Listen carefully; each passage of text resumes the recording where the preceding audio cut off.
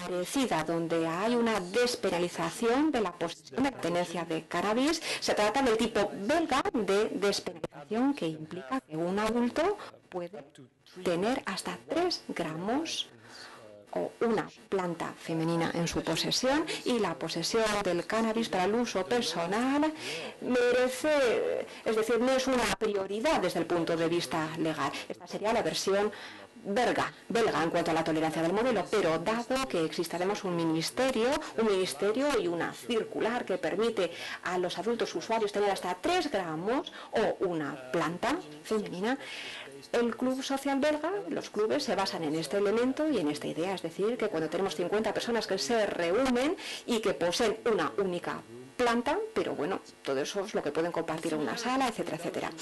Similitudes entre Bélgica y España. Bueno, es que nosotros también tenemos cierta incertidumbre legal, eso lo tenemos también en común. Y volveré después a hablar de los antecedentes de estos clubes sociales del cannabis en mi país. Sí, hay similitudes también con respecto al desarrollo histórico y respecto a los antecedentes en España.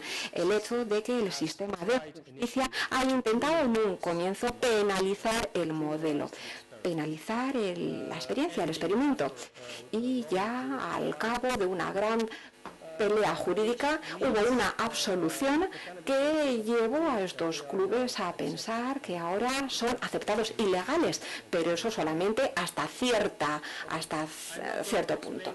No voy a explicar tampoco en detalle cómo funcionan estos clubes sociales del cannabis, todos ustedes lo conocen.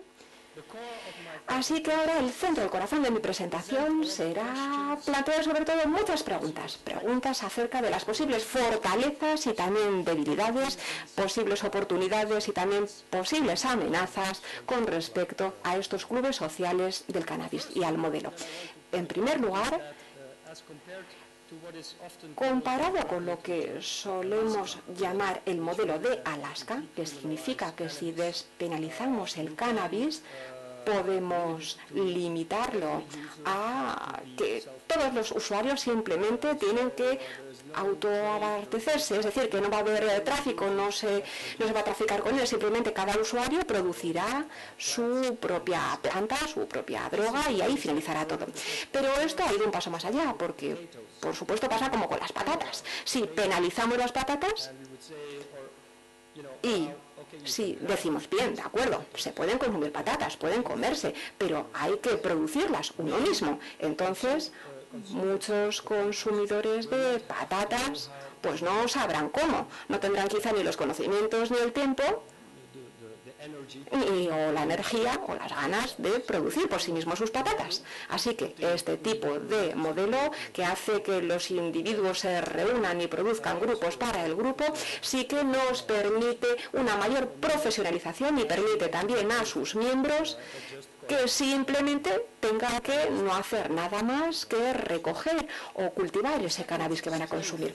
Una segunda fortaleza de este modelo es que parece además que no hay un interés económico, un ánimo de lucro. Y aquí se dice claramente, esos clubes dicen, nosotros no estamos ahí para generar beneficios, para enriquecernos, para producir grandes cantidades de cannabis y para después distribuirlo y vendérselo al mayor número de personas posibles. No, se trata de un circuito cerrado y, por supuesto, esa falta de interés económico es muy importante.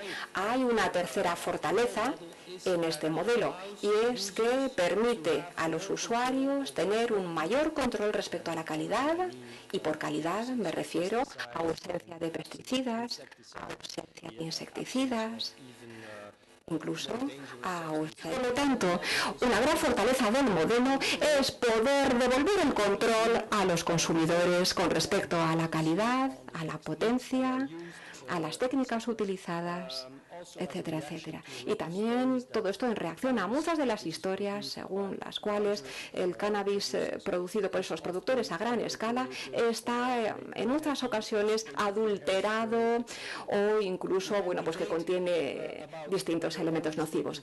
Podríamos decir si todas estas historias, o debatir si son ciertas o no, y muchas veces si tantos hablan de ello, habrá, pero sí que hay historias que siguen siendo siendo compartidas entre los usuarios y yo estoy fervientemente convencido de que esta satisfacción de los consumidores con respecto a la calidad y a la potencia del cannabis, ese es uno de los factores que nos ha llevado a promover ese cultivo a pequeña escala y a su promoción. Y este modelo, por supuesto, nos permite controlar mejor la calidad y la potencia del cannabis. Este modelo de los clubes es un circuito cerrado. Eso quiere decir que podemos limitarlo a ciertos miembros.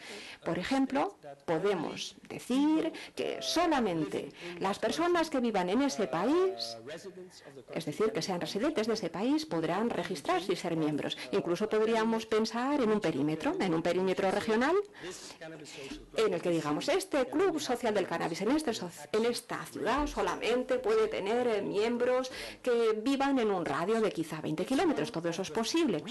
Pero es una de las debilidades, creo yo, de los coffee shops de los Países Bajos, que han permitido durante más de 30 años que belgas, alemanes, franceses, etcétera, etcétera, vayan y adquieran su cannabis. Por supuesto, era una situación muy interesante para los propietarios de los coffee shops, claro, y también muy interesante para los gobiernos belgas, franceses y alemanes, que de esa forma decían, bueno, pues si queréis ir a comprar cannabis, cultivadlo vosotros, o si no, id a Holanda. Y ahora el modelo del coffee shop holandés está rápidamente cambiando y ha habido una evolución muy rápida e interesante de seguir. Y uno de los nuevos criterios que ahora está importándose en este sistema de coffee shops holandés es que ya hay que terminar con ese turismo de drogas, solamente venderán a los residentes holandeses. Este modelo, el modelo de los clubes sociales, ya desde el comienzo puede actuar como ese circuito cerrado sin permitir ese turismo de drogas y la exportación de las drogas. Por supuesto, solamente va dirigido a adultos y como es un circuito cerrado es muy interesante porque solamente va a haber distribución de cannabis a aquellos que sean miembros del club, usuarios que decidan registrarse y ser miembros. Así que no está demasiado fácilmente disponible y no tiene por qué llegar o inducir o fomentar un mayor consumo. Si es una debilidad, perdón, una fortaleza o una oportunidad, bueno, pues tenía mis dudas a la hora de dónde colocarlo en mis imágenes, pero al final decidí hablar de oportunidad. Una oportunidad en este modelo porque, claro, sigue habiendo todavía cierto debate en torno a ello. Yo sé que quienes están a favor de este modelo de los clubes dicen que están funcionando dentro de los límites de las convenciones de las Naciones Unidas y del marco de la Unión Europea con respecto al tráfico de drogas y, por supuesto, eso estaría muy bien y ha habido declaraciones en ese sentido, pero estaría muy bien ver todo esto, cómo se confirma, cómo es confirmado de nuevo una y otra vez, porque sí, es un modelo que encaja y que respeta los tratados internacionales, porque muchas veces eso es un argumento que se utiliza simplemente para abolir, para matar el debate con respecto a las drogas en cualquier sociedad. Y dicen, bueno, lo hacemos así simplemente porque los tratados internacionales nos atan de manos. Estamos de manos atadas por esos tratados internacionales. Así que muchas veces es un argumento utilizado por quienes están en contra de la despenalización o de la regulación. El hecho de decir, no tenemos ni siquiera que hablar de ello porque no podemos. Está fuera de los límites de los tratados y no lo podemos hacer por nosotros solos, no podemos ir contra ellos. Estos clubes sociales del cannabis podrían además ser un modelo interesante para generar actividades económicas legales. Podrían suponer puestos de trabajo para muchas personas, para el personal que trabaja en los clubes, también para los productores, cultivadores o para las personas que gestionan el funcionamiento de cada club. Y si fuesen realmente legales y reconocidos, entonces podrían además generar ingresos fiscales, porque sería un modelo transparente y, por consiguiente, además podría hacer que el sistema fuese transparente y visible, es decir, se generaría mucha información para gobiernos, científicos, también para expertos en prevención y tratamiento con respecto a cómo se produce, se distribuye y cómo se consume el cannabis, y también, por supuesto, generaría, como decía, ingresos fiscales. Si este modelo de clubes llegase a constituir un modelo todavía más popular y reconocido, entonces habría un potencial de debilitar el mercado negro. Una vez que hay un equilibrio entre el número de usuarios que obtienen el cannabis a través de otras vías, cuando eso bascule y haya más usuarios que utilizan estos clubes para abastecerse de cannabis, entonces eso podría hacer que basculase el equilibrio y entonces cambiaría, haría que se desplazase la tendencia alejándose del mercado negro y del crimen y de esas redes de delincuencia. Así que yo creo, también a partir de las historias que he oído de las personas que dirigen estos clubes sociales, que sí que hay signos que evidencian que podría funcionar así. Es decir, que los productores legales de cannabis, es decir, que los productores ilegales consideran estos clubes una amenaza que les está quitando parte del mercado. Pero si comparamos estos clubes sociales con otros productores de drogas, como por ejemplo, o de fármacos, como las farmacéuticas o las cerveceras o las empresas de tabaco, cuando lo comparamos con los modelos vinculados al tabaco o al alcohol, este modelo, por su menor dimensión y por su naturaleza más democrática, podría a su vez ser una alternativa interesante dentro del mercado del cannabis.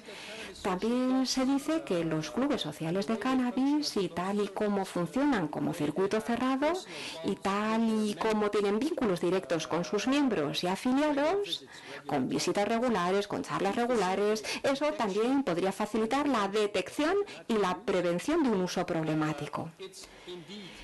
Y sí, creo que representa una oportunidad, pero creo que tiene que haber ciertas condiciones que cumplir y volveré a ellas después. Y ahora voy, como decía, a hacer de abogado del diablo y plantearé preguntas o cuestiones acerca de las posibles debilidades de estos clubes sociales de cannabis. De nuevo, no está basado en un análisis empírico de cómo estos clubes funcionan en la actualidad. Me encantaría hacer este tipo de estudio de trabajo y creo que además a otros científicos les resultaría muy interesante para poder empezar a dar respuestas.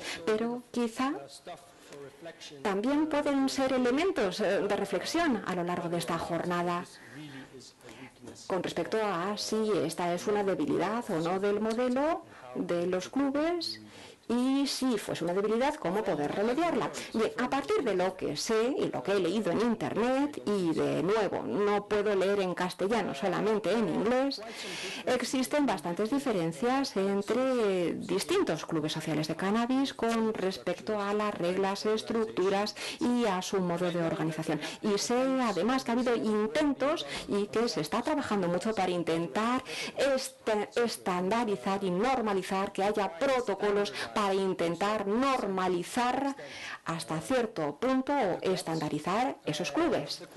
La cuestión que se plantea es si necesitamos más estandarización o no entre esos clubes si hablamos de sus reglas, estructuras y organización.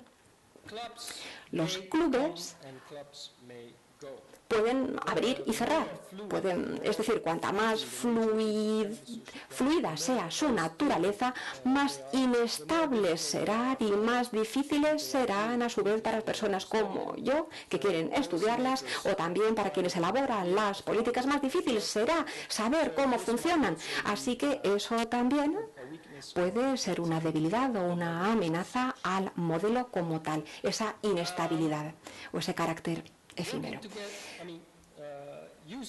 los usuarios que se reúnen y que cultivan para satisfacer sus propias necesidades parece una idea muy sencilla, ¿verdad? Si tenemos a 10 personas, parece viable también cuando somos 20, cuando hay 20 miembros, 20 socios, pero claro, a medida que el club aumenta, crece en dimensión y entonces ya tenemos a 50, a 100, a 200, a 500, incluso hasta 2000 afiliados o socios, entonces claro, la toma de decisiones y el sistema de toma de decisiones en este modelo se convierte en algo más complejo y difícil, y eso también puede ser una debilidad. Cuanto mayor sea el club en cuanto al número de socios, más problemas se generarán en cuanto a la toma de decisiones y en cuanto a la gestión del club, a la hora de tratar de evitar que sucedan accidentes.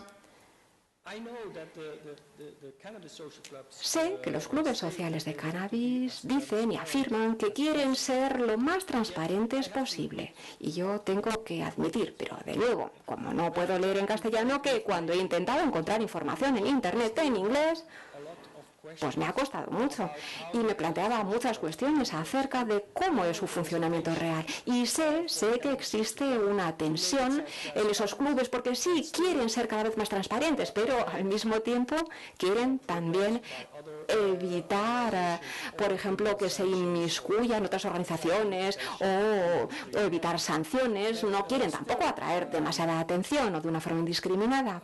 Pero creo que sería interesante debatir, hablar más acerca de hasta qué punto o cómo pueden conseguirse estos clubes en clubes más transparentes, por ejemplo, cómo reclutan a los cultivadores o qué tipo de formación les dan o cuáles son sus prácticas de registro a la hora de hacerse socios y cómo se utilizan esos registros también, que documenten sus técnicas de cultivo también para mostrar al mundo exterior ellos mismos que sí, que ellos controlan la calidad y la potencia del cannabis. Y esa es una declaración que podríamos hacer, claro, pero cuanto más transparentes en cuanto al cultivo y a la producción del cannabis seamos, por ejemplo, en cuanto a las circunstancias de seguridad, seremos más convincentes. También, ya lo he dicho antes, estos clubes muchas veces dicen que podría ser una iniciativa interesante para identificar o detectar usos problemáticos, pero ¿cómo hacerlo? ¿Cómo detectar ese uso problemático? ¿Y qué hacer entonces esos clubes? ¿Qué hacer cuando lo detectan? Y entonces, ¿cuál es su definición del uso problemático? Etcétera, etcétera. Todo eso habría que definirlo.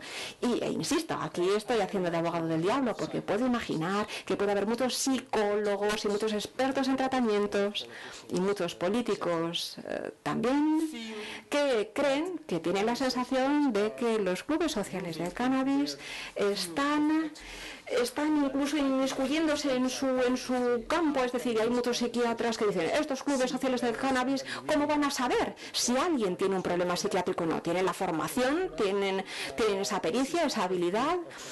Este es nuestro campo de experiencia como profesionales y quizá también podríamos hablar de cómo profesionalizar a los clubes de cannabis, quizá trabajando en conjunto o en colaboración con personas de otros ámbitos profesionales. De nuevo, es solamente una pregunta, pero me pregunto si sería una buena idea mezclar la marihuana de uso médico, es decir, esos modelos de uso médico de la marihuana con los de uso recreativo. Yo sé que hay clubes que dan cannabis a socios que dicen que lo necesitan por motivos médicos, pero también a otros socios que simplemente lo utilizan con un fin recreativo. Y de nuevo esto nos plantea la cuestión de la profesionalización. También he intentado ver otros modelos de suministro de cannabis en el resto del mundo. Y cuando vemos la situación, por ejemplo, en algunos estados americanos, en donde existen esos dispensarios médicos, bueno, parecería que hay muchos usuarios que no están realmente usando el cannabis con un fin terapéutico médico, es decir, que no tienen esclerosis múltiple, por ejemplo, o que no han tenido quimioterapia o que no padecen Parkinson, pero que igual solamente pues tienen migrañas o les cuesta dormir o les duele la espalda, van al médico, les da una receta y así pueden obtener el cannabis. Y muchas veces el sistema es un sistema utilizado simplemente por usuarios con ese fin recreativo. Y está bien, sí, pero también aquí estamos mezclando dos mundos distintos. Y me pregunto si sería o no una buena idea tener clubes sociales de cannabis que sean específicos para un uso terapéutico, para un uso médico, y otros clubes que sean específicos para un uso recreativo. Porque quizá así esto nos permitiría profesionalizarnos en ambas direcciones con estos dos distintos tipos de clubes. Bueno, solamente es una pregunta, no tengo respuesta para ella. Una vez más, es cierto que algunos clubes crecen, aumentan de tamaño, por ejemplo, algunos empiezan con 50, con 70 socios, pero que van creciendo más a más, 150, 500, 1000 socios, 1000 miembros, y entonces eso también plantea la cuestión de la gestionabilidad de esos clubes, cómo gestionarlos, y también de cómo mantener el control con respecto a la distribución del cannabis a los miembros, a los socios, pero, de nuevo, también que no haya puertas traseras para que ese cannabis pueda al final ir a donde no tiene que ir, por la puerta trasera. Y yo creo, pero de nuevo tampoco he hecho ningún estudio empírico, pero creo que cuanto más grande el club, mayor será o puede ser el riesgo de que al final se transforme en algo cada vez más parecido a una empresa de comercialización, lo que de nuevo podría manchar la reputación del modelo. Si la reivindicación es decir, queremos ser pequeños, queremos autoabastecernos, etcétera, etcétera, si eso es lo que decimos, creo yo que no es una buena idea crecer demasiado, porque eso aumenta exponencialmente el riesgo de convertirse en una empresa, y eso está claro que no será bien percibido desde el exterior, puesto que la idea inicial era ser sin ánimo de lucro. De nuevo, otra pregunta. ¿Hasta qué punto son profesionales los clubes sociales de cannabis? ¿Hasta qué punto son profesionales en el ámbito de la medicina y a la hora de poder detectar un uso problemático o una dependencia? A la hora de poder, por ejemplo, saber qué hacer con personas que ya se evidencia que tienen un problema, que necesitan otro tratamiento, cómo son sus conexiones con los entornos terapéuticos médicos en donde hay personas con problemas, es decir, a donde tengan que ser remitidos, cuál es el protocolo que utilizan, qué técnicas de detección y procedimientos tienen en marcha, etcétera, etcétera. Y yo creo fervientemente que este modelo de los clubes sociales puede ser interesante también para reducir el daño.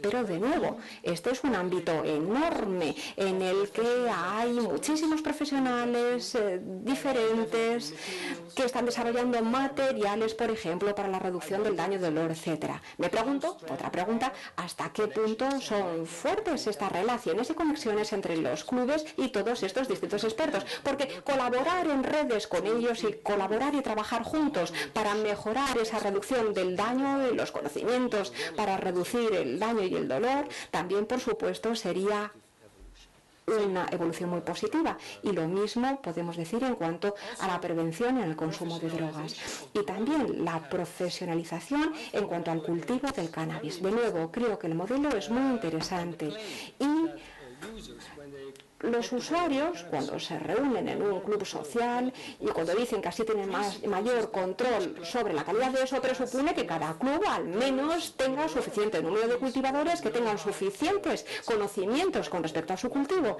Y eso puede que no sea siempre cierto y además puede que no sea fácil de verificar. Así que también esa es otra cuestión que se plantea.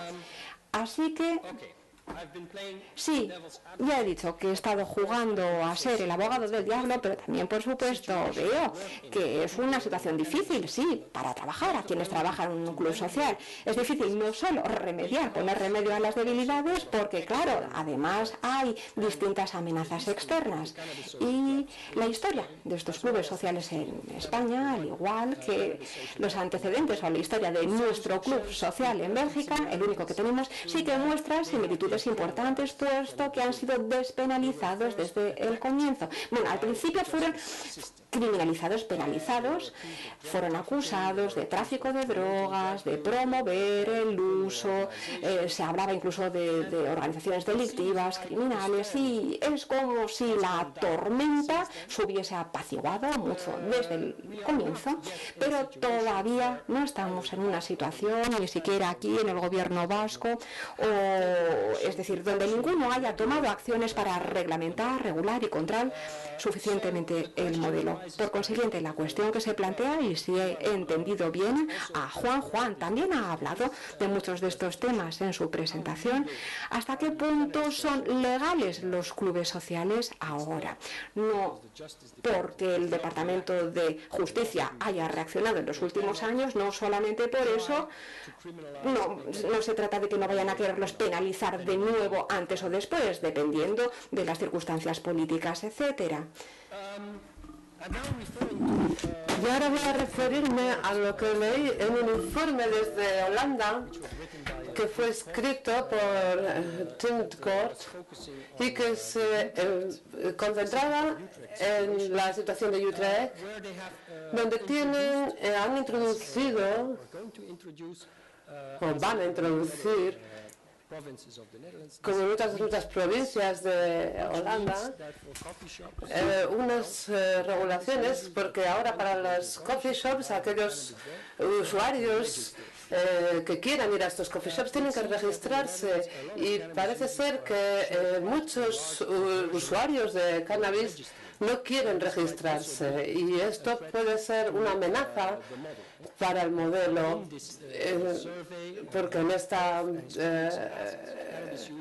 cuestionario preguntaron a los usuarios si tienen un club social y tienes que apuntarte como miembro, como socio, lo harías, y más de la mitad de los usuarios en esa encuesta dijeron que nunca lo harían porque no quieren registrarse, no están de acuerdo con un sistema de registro. Yo creo que en Bélgica también hay muchos usuarios de cannabis que no se sienten inclinados a ser un socio de un club de cannabis porque tienen miedo de lo que es el registro, porque quieren su privacidad. ¿Qué va a pasar cuando esté mi nombre apuntado en un registro como un socio de un club social de cannabis? ¿Y qué pasa si la gente se entera de que soy socio de este club? Entonces, hay preocupaciones por parte de los usuarios a la hora de registrarse, por lo menos en mi país y en Holanda, y no sé, igual aquí también.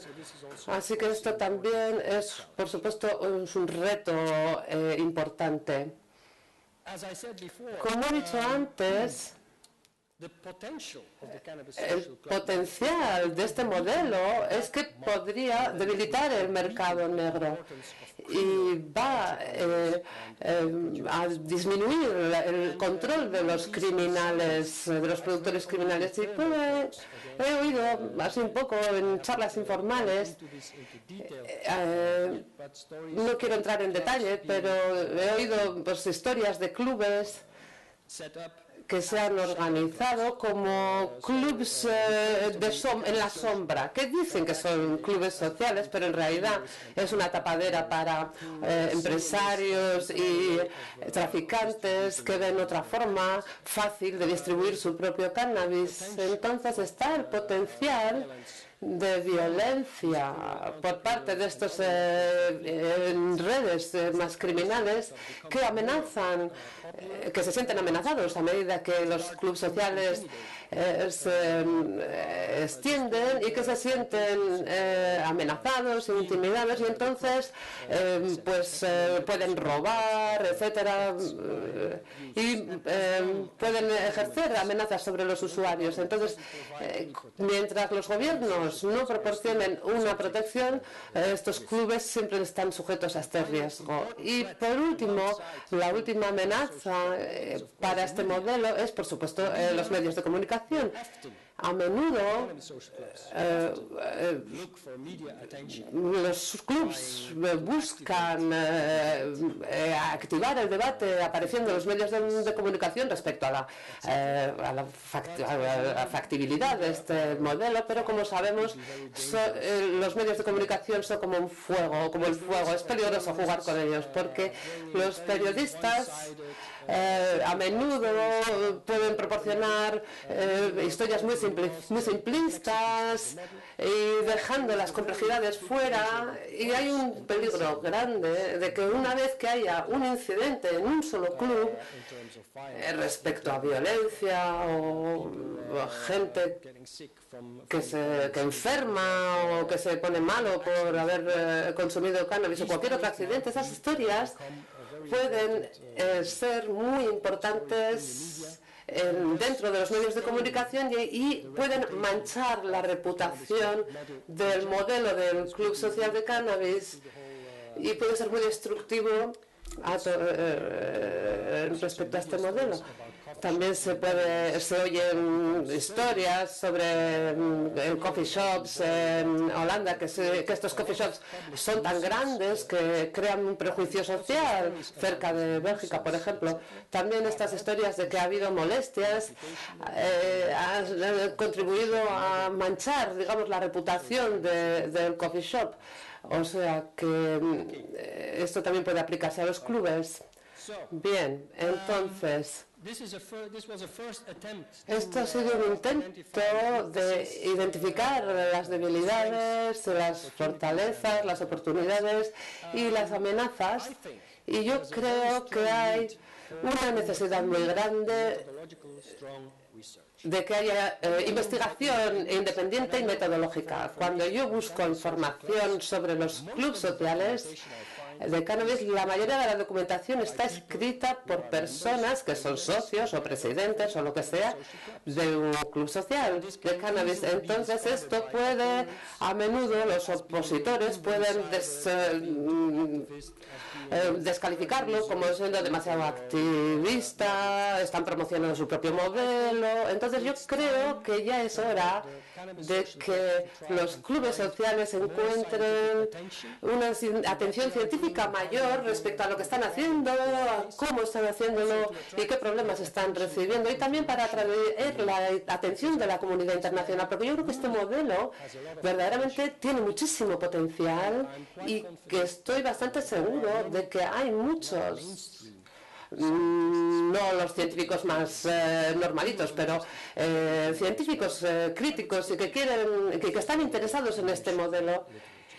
Pero es difícil porque no hay mucha literatura en inglés y, claro, tiene que haber, metodológicamente tiene que ser fuerte, porque, claro, los opositores siempre dicen que la investigación está sesgada porque está hecha por personas interesadas. Entonces, para mí, yo creo, porque he estado hablando con las personas interesadas en Bélgica, yo creo que allí solo hay un club social, creo, en estos momentos. No sé cuántos clubes hay en España, no sé. He leído diferentes números, diferentes cifras, no sé si alguien lo sabe de verdad.